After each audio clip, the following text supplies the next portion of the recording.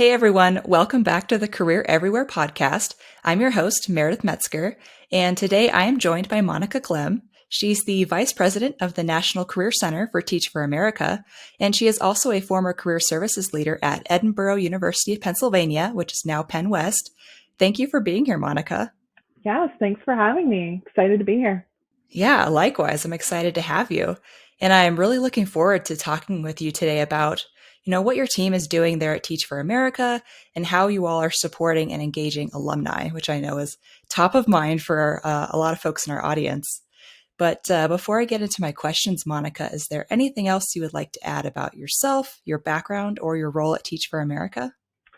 Not a whole lot other than, I've been working in career development in some capacity for over 10 years, worked in higher ed for about 12 years and joined TFA about 2 years ago. So I'm really excited to talk more about what we do and some of the similarities and differences. And yeah, I'm just excited to dig in. Great.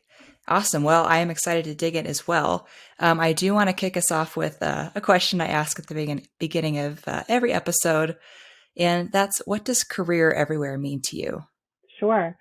To me, career everywhere means particularly in an institutional or an organizational context, but really even beyond that, it means that for everyone that is moving through a system, that at every critical point, there is some sort of element that reminds them or makes career development accessible to them. So for me, particularly in a higher ed context, it really means that career education, career development, or just conceptually, the idea of career development is just part of the entirety of that experience, and that's done, with intentionality, but feels very natural. And in an organizational context, it can take on a lot of different meanings, but again, very similar. That it really becomes unavoidable and just a natural part of the experience, but of course is designed with intentionality. So I love that. It's all yeah. about the integration. Makes it less intimidating too, Yes. Yeah. when it's not like the one thing you have to do Mm-hmm. at the end of your experience at Teach for America or your senior year of college, when it's just built in. Yeah, absolutely. Okay. Well, now I would love to kind of move into our topic today. So, you know, to start us off, can you just tell me a little bit about Teach for America and then how your work in the Career Center there compares to career services in higher ed? Yeah, of course. So Teach for America, also TFA, we're really a diverse network of leaders. And so what we do as an organization and as a network is really confront educational inequity. We do this by teaching. Our core teaches for at least 2 years, and then we work with really an unwavering commitment from every sector of our society just to hopefully create a nation free from this injustice. We often talk about one day, which is the idea that one day all children will be able to access an equitable education and a high quality education. So once our teachers, our core members, as you heard me mention the core, complete their 2 year commitment, they join a network of over 60,000 alumni. So how you become an alum of TFA is completing that 2 year teaching commitment. So once you become an alum, you often go on to continue to lead and continue to confront educational inequity in a variety of sectors. And so really it's about that mission alignment. One of the many benefits of joining TFA is really becoming part of this incredible community and also having access to career and talent support for the remainder of your career. And so the Career Center that I lead works to create a baseline of career development supports that are available to all of our alumni across the network, and then also provide some more dedicated talent services to our alumni who are in very mission-aligned careers of impact. So these would be fields like school and systems leadership, as well as policy and advocacy.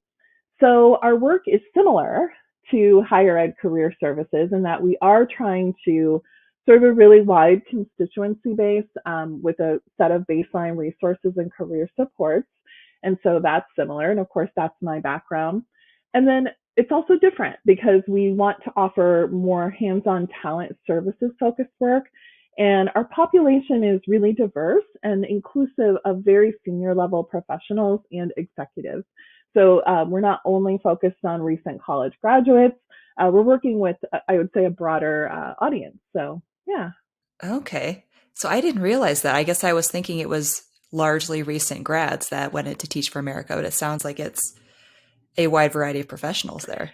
Yeah, we recruit both recent grads and working professionals. And in any given year, anywhere to 30, from 30 to 40% of our core is actually made up of working professionals.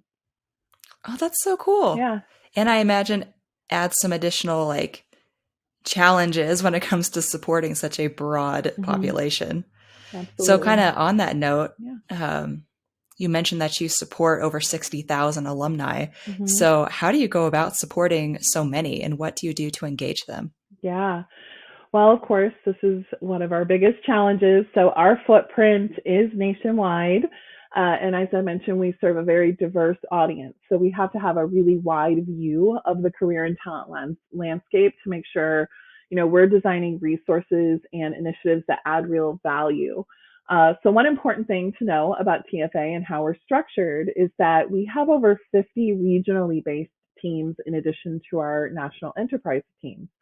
So what that means is that we have a lot of localized strategies that help us reach our mission and our goals. And that's really important because for us, being equitable in our approach means involving local communities and those who are mostly directly impacted by education inequity in the solution making process.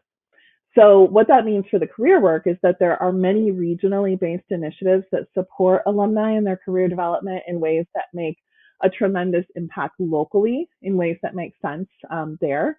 And then we also have to create a baseline experience that's consistent at the enterprise level that all alumni can access, including those who relocate or who reside outside of a regional footprint and so on. So we really approach our design process with that lens, understanding where we can add the most value in that baseline, sort of ubiquitous range of services, and also wanting to lift up and highlight as well as plug into some of the localized resources. And so I would say that is where our UConnect platform comes in because it has really enabled us to make tremendous strides in making our baseline resources accessible to the entirety of our network and also giving us a vehicle to build some of that contextualized hyperlocal content and resources that highlight those regional resources. So, prior to adopting the platform, which is our alumni hub, we really didn't have a good vehicle or a way to do that. Yeah, I imagine it's helpful to kind of utilize technology to reach all of those alumni Mm-hmm. all over the country. And Yeah. then do you have like communities there on the alumni hub that are for those specific regions? Yeah, so the way we approached our hub, as you might imagine, being a national organization with such a wide footprint and so many perspectives, you can imagine that we wanted to build our platform in a way that really is inclusive of that full range of perspective. So the way we approached it was to really launch in phases. Our phase one, which was our MVP or our minimum viable product, was really that first sort of version of our hub, which included some of our, it was more baseline resource focused. So really focused on, the National Job Board and, our fellowships all across our footprint and some of those resources that would be considered baseline. During phase two, we really took a very intentional approach to working with some of our user experience experts internally, as well as our partners with UConnect, and also bringing in several professionals working in those regional locations to help us understand how we could evolve the platform in that next iteration to be inclusive of regional communities. And so we do have right now, if you go to our hub, you'll see our regional and relocation resources where we were able to launch a regional directory and have a lot of those resources available. As we move into phase three, we've had our platform for about 6 months. So our phase three is kicking off here in a couple months. We're actually going to begin the process of building a community page for each and every region across our network. And so we will be adding an additional close to 50 regional pages that will be highly Wow. contextualized. Yeah. So we're really excited. It's a big project, but it's really going to expand the value of our platform.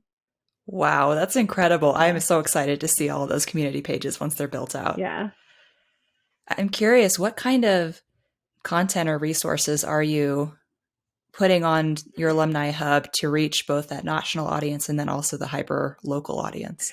Yeah, so I think some of what first comes to mind and some of the most popular resources are our fellowships and our leadership development programs and some of our graduate school partners. So we have some nationally available programs. For instance, my team works with a partner organization to offer a career design fellowship that anyone in our network can join. And we also have so many localized fellowship programs that really meet the needs of the local community. For instance, several of our communities offer school leadership fellowships where the local alumni can be part of that community on their journey to becoming a school leader. So as you might imagine, if you're an alum, you would want to be able to have an easy way to understand what all of those opportunities are, to filter them, to understand, when do they open, what is the focus. And so we've been able to leverage the experience module of the platform to actually create a customized, if you go on our platform, you'll see us under fellowships and learning programs, a customized list of all of those programs so that people can really access that information much more easily without having to comb through a spreadsheet or something like that. That has proven to be one of our most popular resources among our audience. And then another popular resource is our graduate school partners. So we partner with graduate programs all across the country who offer our alumni incentives like tuition discounts or deferred admission, application fee waivers, and so on. And they do that because of the recognition of the talent and the caliber of our core and our alumni network. And so again, that was another way for us to leverage. I think in that case, we used the organizations module. And we were actually able to create a list of those graduate programs so that every program has a dedicated page. We were able to brand those pages, include the relevant contact information, and again, add those filters. So those are two of the really early success stories, I would say, of some of the content that's been really popular. Wow, that's awesome. Yeah. I love that. Yeah, I love that the response has been so positive to both Mm-hmm. of those things so far, especially the all the jobs and all of that information. Mm-hmm. Definitely. Cool. So, Monica, having worked in higher ed career services, how do you think higher ed career teams can adapt some of the strategies that you're using there at TFA? Yeah. Well, I think that one area where higher education career services is potentially expanding and trying to add more value is in that area of alumni engagement, right? And trying to identify ways to expand their services to their alumni networks. I know when I worked in higher ed career services, that was always such a challenge, right? Because, higher ed colleges and universities have huge alumni bases. And so there's often a lot of challenges in figuring out, well, how do we offer, what is the right range of services to offer, and then how do we do that, right, with our team, and to meet those audiences as they diversify across sectors. We know that higher ed is evolving in ways that will hopefully bring alumni back to their institutions for some of that, continuing education and professional development over the course of their lifetime. So I think career services could play a really significant role there in helping to support those efforts, forging those partnerships with employers, helping their institutional leaders understand shifts in the labor market and stay ahead of the curve, I think could be a tremendous opportunity. The other thing I would say is that I think there's really an untapped opportunity to consider building talent services into these types of initiatives. And I just want to say right off the bat, I know very deeply that most career services kind of recoil professionals in this space. In this space, it's a term placement. I know I have in the past because it implies that you're taking this more active role in kind of like placing people in opportunities, and we know it doesn't necessarily work that way. But I also think it's true that as people continue to kind of question the return on investment of a college degree, institutions that really consider how they can play a more active role in matching students to career opportunities based on a variety of factors could really stand out in a crowded marketplace. And I think that there's ways to do it that is that are really mission aligned. For example, social justice is an area where there's a ton of interest. It's highly relevant among students, institutions of higher learning, and the job market. So thinking about how you could partner with organizations that are really mission aligned and help build talent pools more intentionally that are filled with those students that are most impacted by those issues, I think could be a way to really disrupt some of those inequities that college students face in that college to career transition and add real value to the institution and increase that idea of relevancy. Okay. Yeah, I kind of on that note, in addition to that, what do you think are some of the resources or strategies or tactics that would be most beneficial for alumni, like that career services should consider? Yeah, I think, being really focused on the needs of your audience is always really important when you're trying to provide a service or a resource of any kind.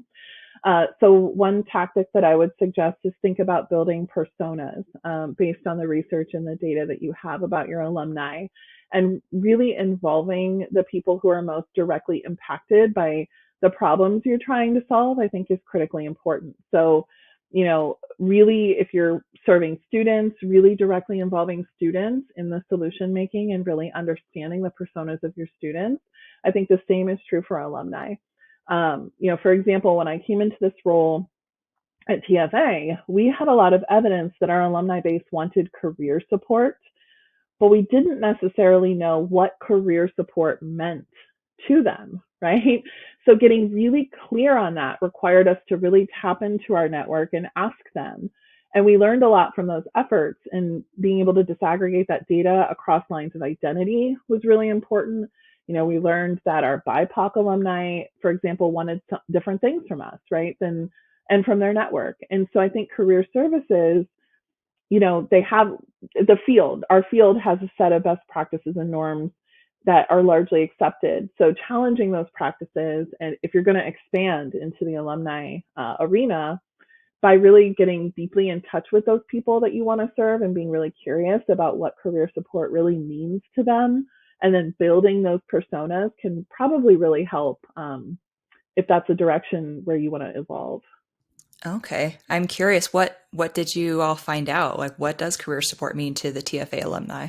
Yeah, I mean, perhaps this is unsurprising, but what we found was that, well, some of it was surprising, some of it a little less so. So, talent matching was absolutely among one of the top things that our alumni wanted, right? Because as people evolve in their careers and they are more solidified on a path, when they're going to engage in career development is typically when they want to advance in their career. So there's typically periods in their time where maybe they're doing some exploration, but it's not going to be the same kind of exploration that they did when they were in college.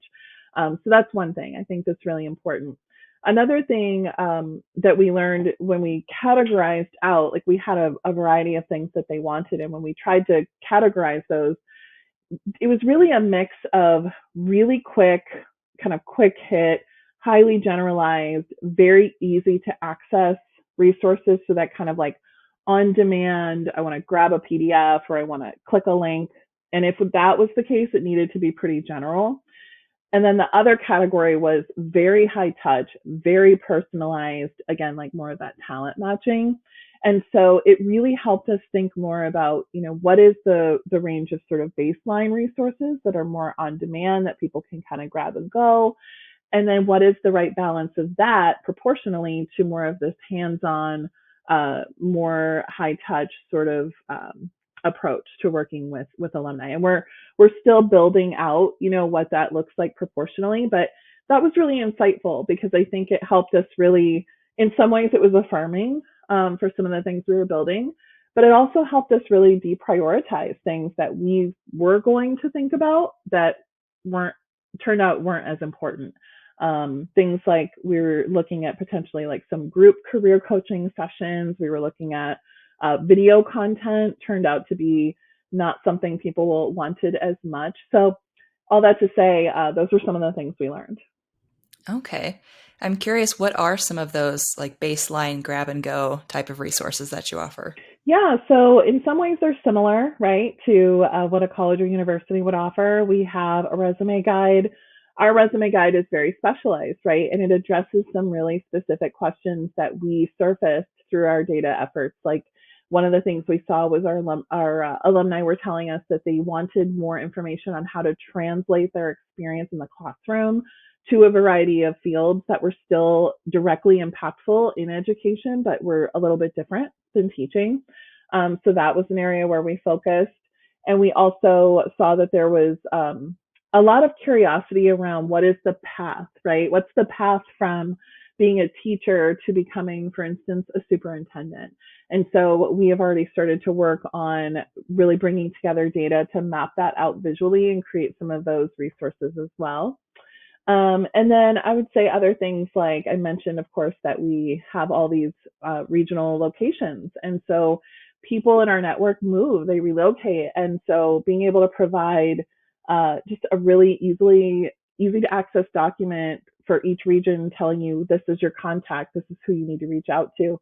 Things like that have proven to be really popular. And again, like our platform gives us the ability to put those out there.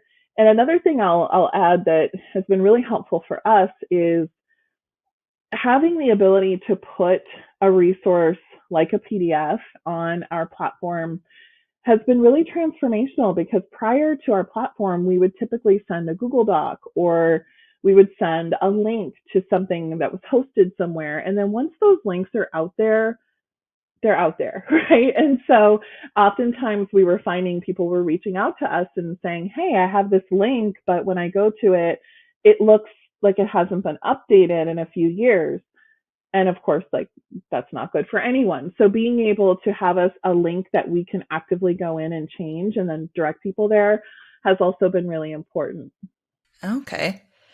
So I kind of want to go back to what you were talking about, talking to your alumni, finding out what they want, what resources they need. How do you go about contacting them and getting that feedback? Yeah, so we're really fortunate at TFA to have amazing researchers in our organization. And so we were able to partner with our research team to help direct some of those efforts. And I would say if this is something that you wanted to do in career services, definitely partnering with your alumni engagement or development team is important because they typically have really robust records that may or may not be part of sort of like your native data system. Um, so that was one way. And then that was when we wanted sort of survey responses, right? You have, 400 or 500 responses to a survey. But we also tapped into smaller pools. For instance, our user experience team conducted some interviews with folks that were teaching in the classroom but were interested in becoming teacher leaders. And so we would go into our data system, pull a report of people who were in the classroom that were perhaps on that path, and just, email them or make phone calls to ask them if they wanted to participate in those interviews. But I would say another really great way to do it, and for us, it's reaching out to those. I mentioned, we have these local offices, we have staff who are living and working in their communities who really know their alumni. And so collaborating with them and not trying to do everything ourselves on our team, but actually reaching out to our colleagues who have those direct connections was so important and will continue to be really important for us going forward. I compare it to, when you're in higher ed, working directly with faculty who have those connections. Everyone that I think works in that field understands that that's really key to gaining access to students. So I would say it's very similar for us. So those are some of the tactics that we used. I love that. Thank you for sharing that. Yeah. So, speaking from your experience there at Teach for America and then formerly in higher ed, why, in your opinion, is it so important to support and engage alumni? So I think I would speak about this both from the higher ed perspective and from the organizational perspective of folks, outside of higher ed. I think in higher ed, I alluded to this earlier, and I think there's a pretty wide recognition of this, that there are just fewer students, right, to enter the higher ed pipeline. And college has become very challenging in terms of being affordable for a lot of people. And that has led to a lot of questions about the value of a college degree. And yet we know, those of us who work in this field, how valuable a college degree continues to be. And so I think one way to really address some of those concerns is to tap into your alumni network, not just for the purpose of mentoring or connectivity between students and alum, which of course is very important, but also for the purpose of engaging alumni with the resources that the institution can provide to advance them in their careers. You know, some institutions do this in a really formal way through executive education programs, continuing education programs. And it's also true that you can do it in ways that are not as formal, you know, inviting alum to return to campus and to attend lectures, to identify what are some of the new skills on the market that your institution is positioned to offer, and really thinking about the value proposition to your alumni network beyond, engagement, I think is really important, because for a lot of institutions, there is going to be more of a lifelong model in order to stay relevant, where it's not just come into the institution, for 4 years and then you're gone. That's your alma mater. But really thinking over the span of someone's lifetime, people are working longer than ever. And so thinking about how you can continue to be relevant to your alumni network and continue to add value to their career throughout their lifetime, of course, is easy to say, but I think that is one way to continue to engage them, because it might be one of the top ways to continue to stay relevant as an institution. For organizations outside of higher ed, in some ways it's similar, because we know that there's a lot of projections around a tightening labor force. We know that by 2030, we're going to see mass retirements of some of the largest generations of working age people. And so really, I think a lot of organizations, when they think about long-term talent needs, are really tapping into some of their former employees. We call them boomerang employees, right? And so really being intentional about when employees leave your organization, thinking about, are they leaving on a somewhat good note? Like, is this someone that could be interested in coming back to us in the future? And then continuing to keep them engaged, and again, adding value by treating them as an alum is, I think, really critically important for organizations that have a long view of building a talent pipeline. I hadn't even thought about that angle of it with the whole boomerang employees thing. Yeah. Like that, I mean, that's good feedback that career services leaders could give to employers that they work with Mm-hmm. Yeah. and share some of those alumni engagement strategies. Absolutely. And I think there's ways to be really creative and innovative in this space, in career centers, higher ed career centers, really thinking about how to partner with some of their key employer partners on engaging alum that have worked for that organization and graduated from that institution. I mean, there's, I think, ways to get really creative, and I think it's going to be really exciting over the next decade to see what evolves, because there's so many pockets of incredible innovation happening both in higher ed, in career services, and in organizations. And if you look at some large organizations, I know Deloitte does this, I know McKinsey does it. They actually have they call their former employees alumni, and they have alumni resources on their websites. City Year does it, of course. TFA does it. So this is not new. This is something that organizations have been doing for a while, and I think will continue to do and need to continue to do over the coming years. Okay. Yeah, it sounds like it's going to be necessary, Mm-hmm. as you were saying, as the labor force tightens up, as we have fewer college students graduating.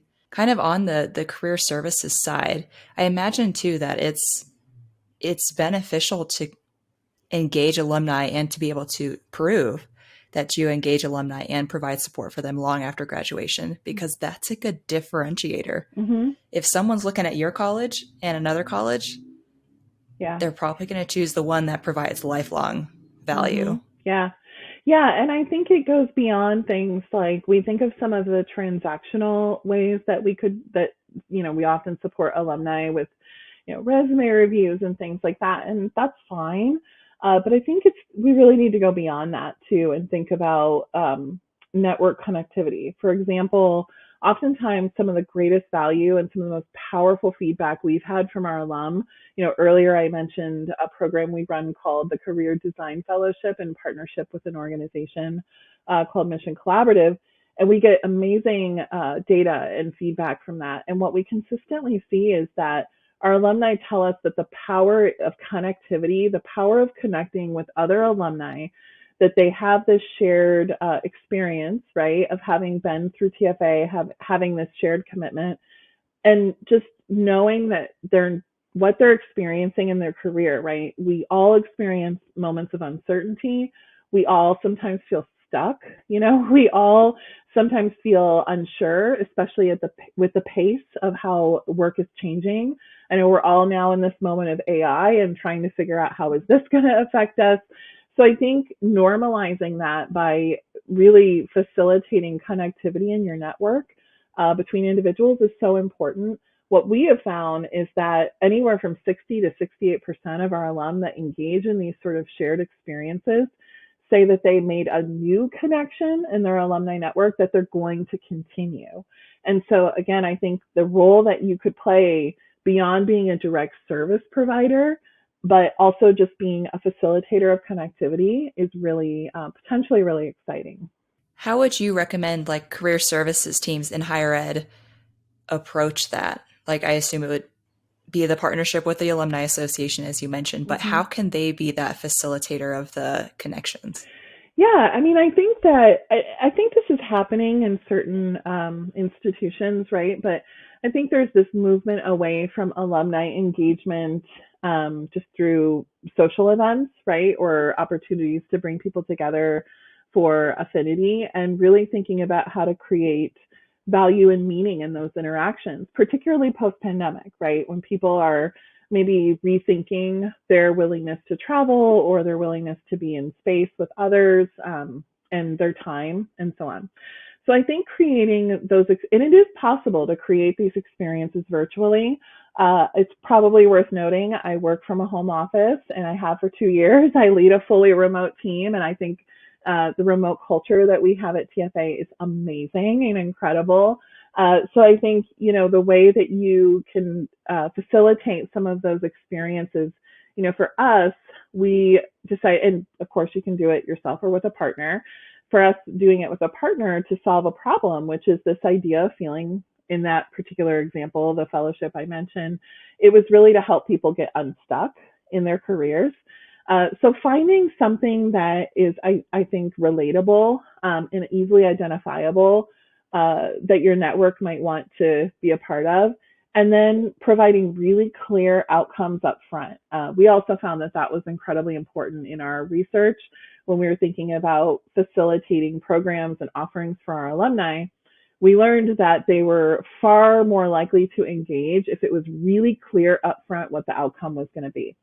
So I think if you're wanting to create these spaces, designing your programs around something that people are experiencing, maybe something that meets the moment, right? Like we launched our program during the Great Resignation to really kind of meet a moment in time.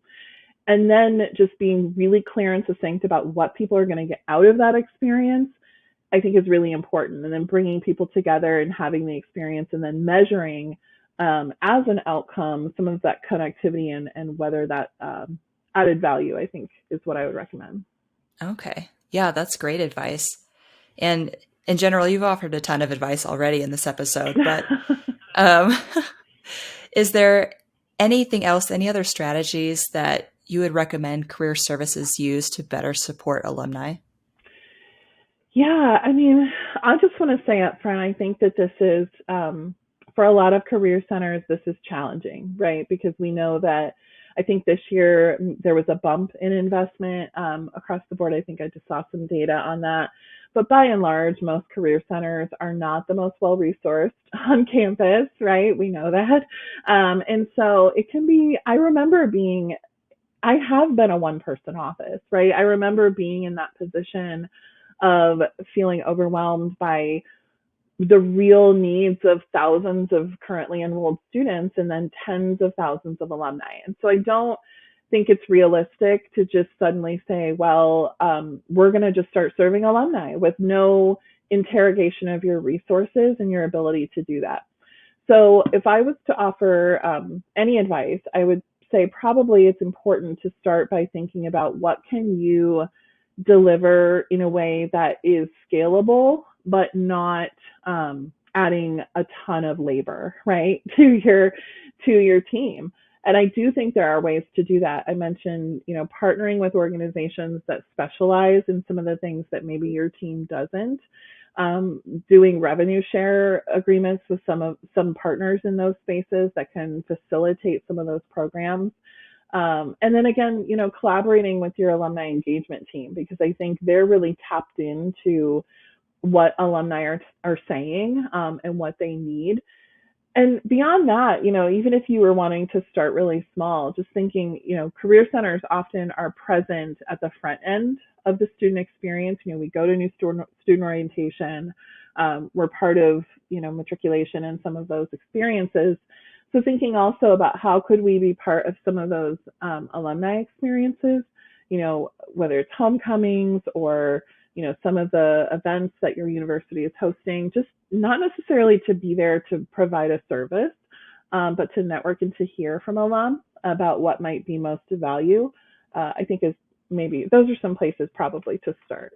Right. It's just about reminding them that the Career Center exists, that it's Mm-hmm. still here to help you. Mm-hmm. Okay.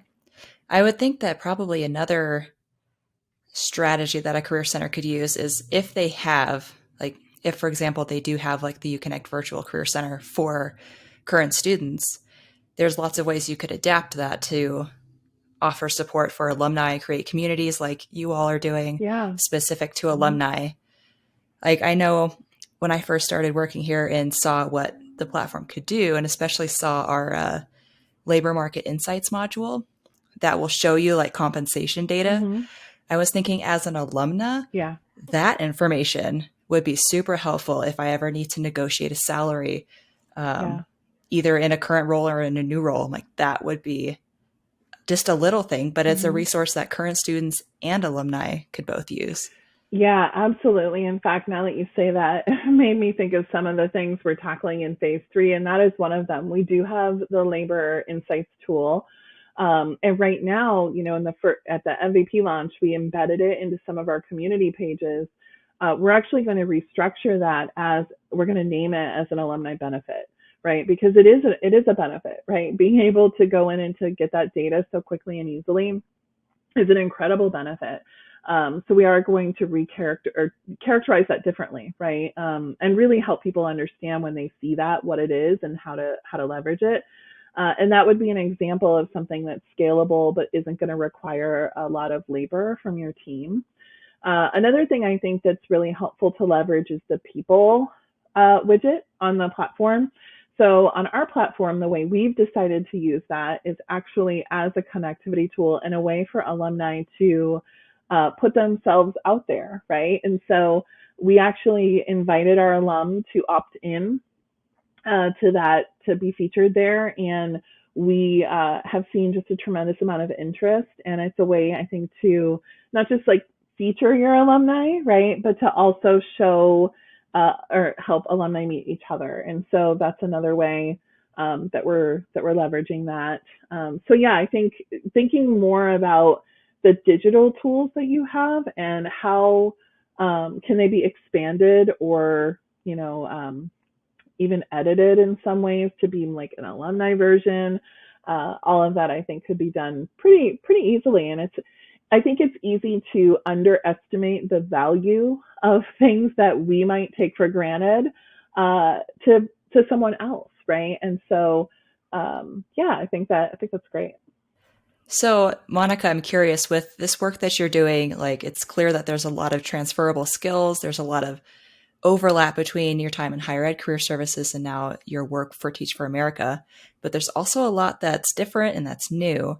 So I'm curious, what would you say about these types of roles emerging in other fields, like outside of higher ed?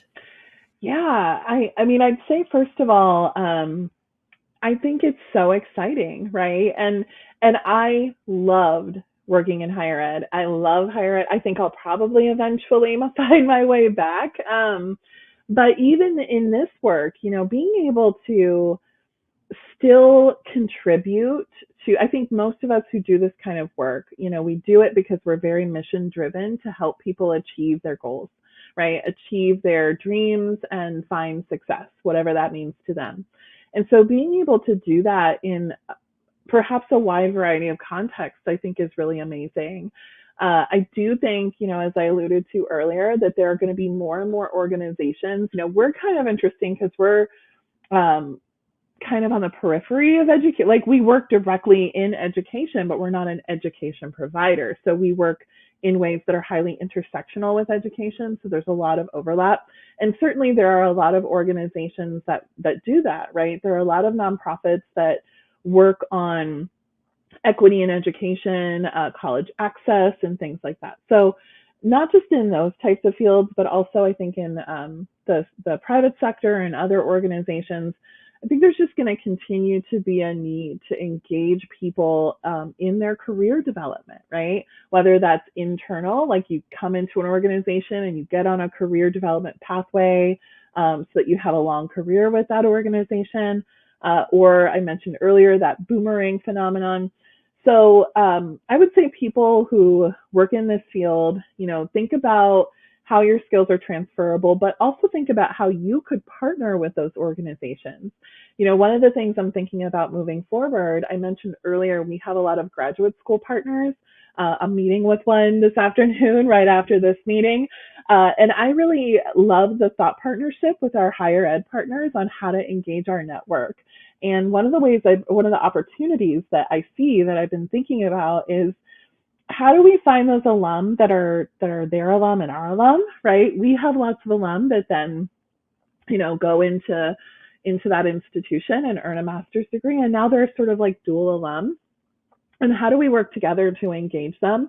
I mentioned earlier that those opportunities to think about some of your highest priority employer partners that might hire a ton of your graduates, those graduates become your alumni and potentially their alumni. And so I think there's just certainly I don't have all the answers. Like these are just things that really spark a lot of energy for me. And I would just say, this is something that I think is going to continue to evolve and change. So yeah, it's been Yeah, a I mean, fun it's journey. all, yeah, an interesting one too. hmm And I think these trends and kind of what you're talking about in that career development is happening in a variety of ways. It just plays into this whole concept of career everywhere. 100%. It's everywhere. Yeah. It's in nonprofits, it's in companies, it's in higher ed, hmm and it's all part of this larger hmm ecosystem of trying to connect people to meaningful work. Yeah. And really doing it in ways that are as equitable as possible, constantly trying to improve these systems of equity and access across. It's also intersectional, right? Like access to education, access to career opportunity, and thinking broadly about where we can add value and kind of plug in to those different places, I think is an exciting way. It's an exciting evolution, I think, in the field more broadly of career services or career development. Yeah, agreed. I'm excited to watch the evolution. Yeah. Uh, well, Monica, is there anything else you would like to add about our topic today about supporting and engaging alumni? No, just that, again, like I don't necessarily, I've been doing this work now for a couple of years. I don't necessarily consider myself an expert. I'm still building my learning and understanding. And I would love to hear from anyone in the network that is also working with alumni. I know there are so many institutions that are doing incredible work in this space.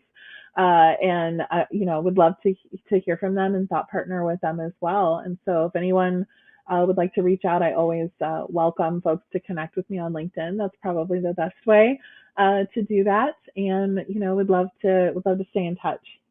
All right.